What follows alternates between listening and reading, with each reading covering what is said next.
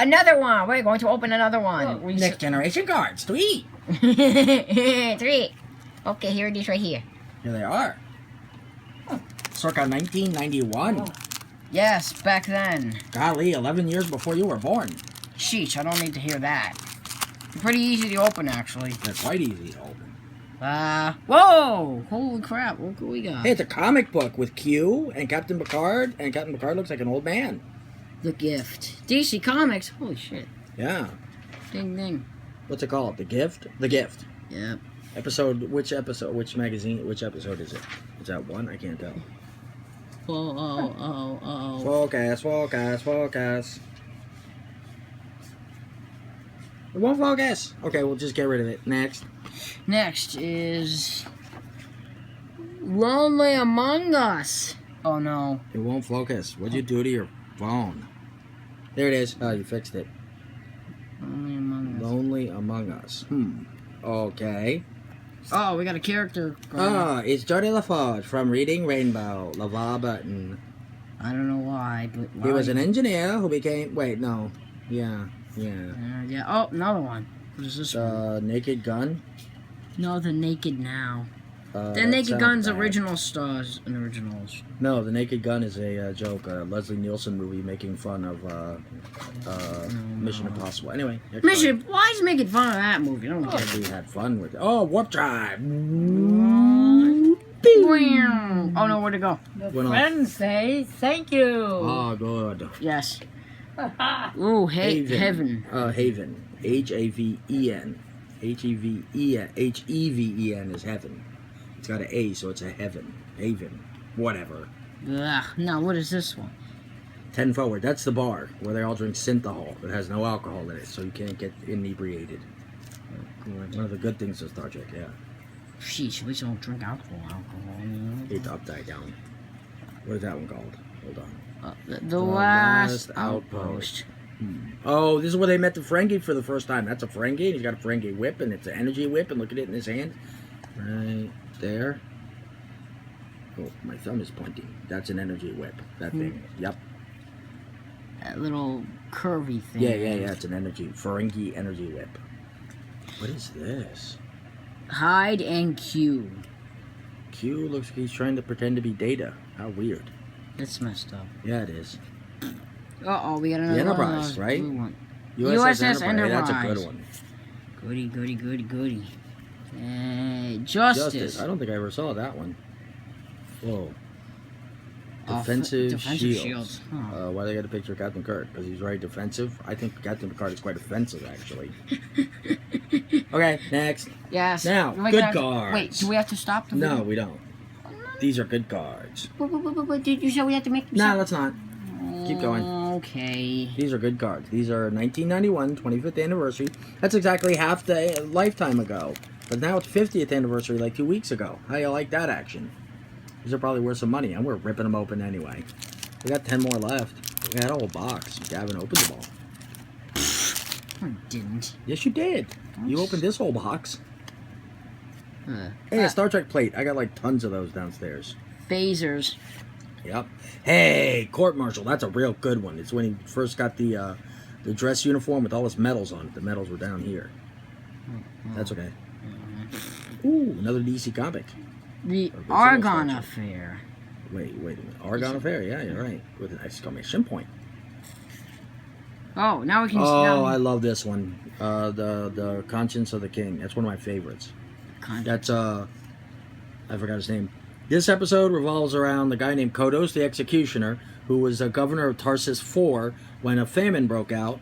And rather than wait for the ship to bring food, he said, well, we're going to ration the food we have, but there's not enough food for everyone, so I'm going to kill half the people. And he just randomly started picking people. He's like, you die, you live, you die, you live, you die, you live.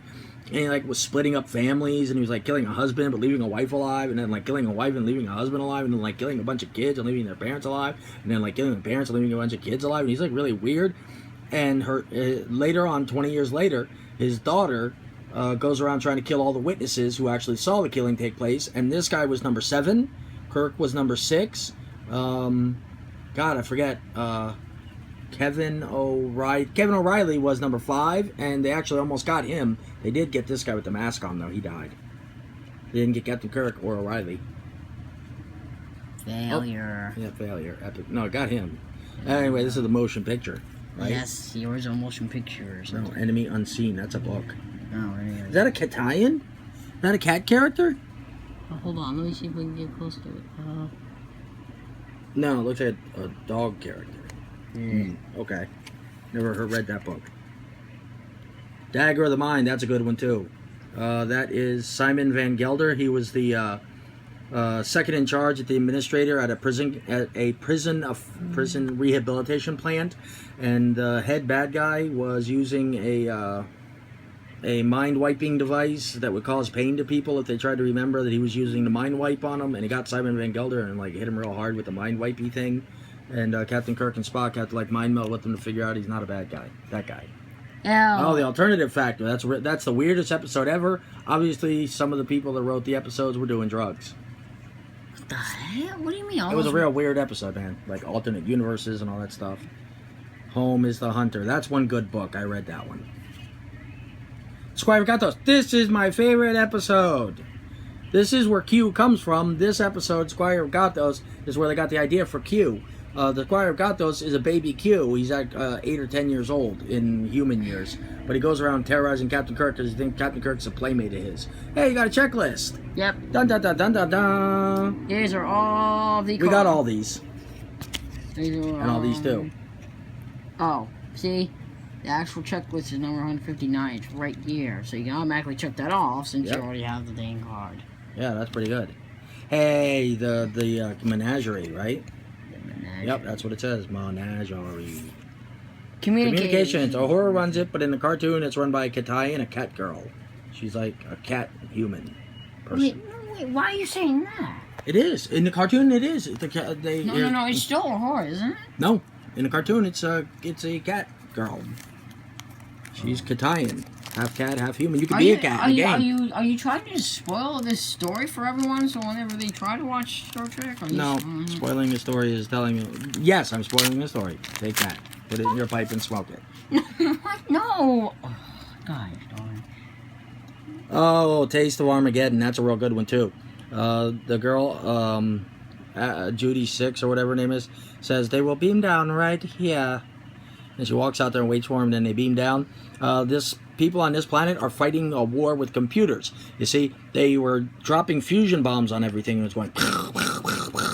But then they decided, well, geez, man, we're going to wipe each other out. We keep fighting with fusion bombs, so let's get a computer, and the computer will figure out how many people would die if the fusion bomb went off. So it will pretend those people are dead, and then they'll have to march to... Hold on. They'll have to march to a suicide chamber, and they kill themselves in a suicide chamber. Then the buildings and all the people and all the food and all the farms and all the stores get to keep living on, but the people die. But then Kirk comes down and he says, you ain't killing my people, and then they blow the Enterprise up, pretend, in the computer, with a tri-cobalt satellite explosion. But then they're like, well, we don't know anything about the Enterprise. We didn't know the Enterprise had shields. And Kirk's like, well, I'm not going to let you take the Enterprise. The Enterprise had shields. You're not going to blow up my ship. And so they're like, well, your ship's blown up anyway.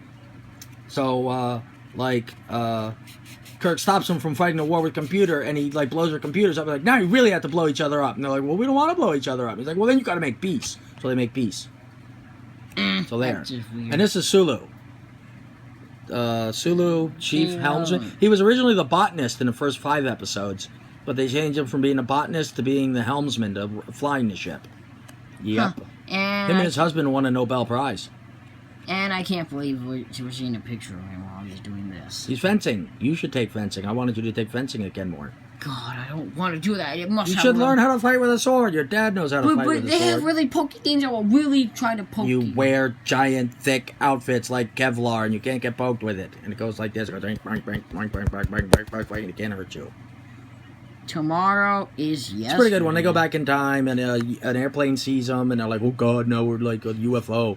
And we have to like get the videotape, and this is them creeping into the Statistical Service Division Airbase Group 508 Airbase Group, and they have to sneak in and steal back the video so nobody knows they're really a UFO. And this is Metamorphosis. That's an episode where they meet Zephram Cochrane. He was in one of the Next Generation movies, He's this dude who invented warp drive, but he's really supposed to be from Alpha Centauri. But the Michael Berman and Rick Berman and Michael Piller, the guys who ruined Star Trek by making Star Trek: The Next Generation after Gene Roddenberry died, they're like, well, I don't want Jason Cochran to be from Alpha Centauri. I want him to be from Earth because Earth people are the most important people in the whole universe, and it had to be an Earth person that invented warp drive. It couldn't be a guy from Alpha Centauri that invented warp drive. It had to be a human being. Yeah. What? Do you mean Star Trek Enterprise? No. No, I mean Next Generation. No. Gene Roddenberry still created that. No, Gene Roddenberry was the creator of Star Trek. Rick Berman and Michael Piller were the executive producers, the ones who created the storylines and the history of Next Generation, which is why it's not canon, in my opinion. Canon meaning true. This is the Andorian I told you about. Andorians. That's one from the original series. That's a true, real Andorian. They're violent people, but in this case, he didn't kill Ambassador Gav. You have to watch the episode Journey to Babel to see what happened. These are the brain sucker devices, the Denevian, not Denevian slime creatures. Operation Annihilate. Yes. They attach to the back and they take over your mind by making you feel extreme pain. And that's Walter Koenig, otherwise known as Pavel Andreevich Chekhov. Oh, I can't this believe is actually. from the episode Mud, Mud, or Mud the First, where Harry Mudd takes over a planet full of androids. A lot of people said, there's no androids in Star Trek, only Data's the only android. That's not true. There was a planet containing about 5,486,227 or 727 androids, and Pavel and Harry Mudd was the ruler of the planet, and then later they turned on Harry Mudd and wanted to take over the universe, but Spock stopped them. Go Spock. This is the trouble with Tribbles, and this is kind of an overplayed episode, so I won't talk about it. There's Kirk. I like Tribbles. I like this episode. I like eating Tribbles. Ew, disgusting. You're stupid. You gotta cook them good. World singer. World singer. Interesting. I sing about worlds. World. Oh, what the heck? World. Communicator. Communicator. It's like a cell phone, only it doesn't have a screen. Ghostwalker. Ghostwalker. It's a bird guy who brainwashed Captain Kirk. That's Spock. He's like the best. That's Aaron to Mercy. Kind of a weak episode about these people, the Organians. They made them have a peace treaty in Spock in Star Trek. They made them not fight anymore, but they wanted to have more wars so they could use their phasers and stuff. So Gene Roddenberry wrote the Organians out, had them go through a rift in time, then they reappeared in a Star Trek video game. Anyway, bye. Say bye, Gavin. Bye-bye. This is the effect they used on Star Trek when they had the red alert. It went,